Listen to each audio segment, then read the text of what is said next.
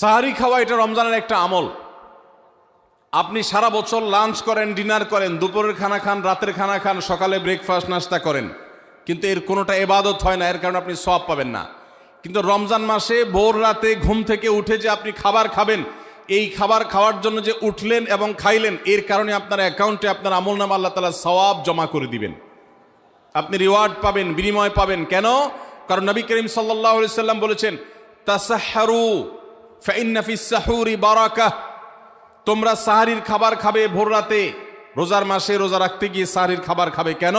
কারণ সাহারির যে খানা, এই খানাতে আল্লাহ তাআলা বরকত রেখেছেন।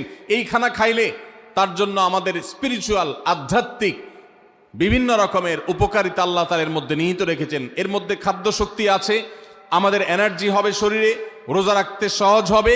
এর পাশাপাশি সাহারির খাবারে আলাদা একটা বরকত আছে, শেফা, বহুবিধ উপকারিতা আমাদের শরীরের, আমাদের মনের জন্য আল্লাহ তাআলা রেখেছেন।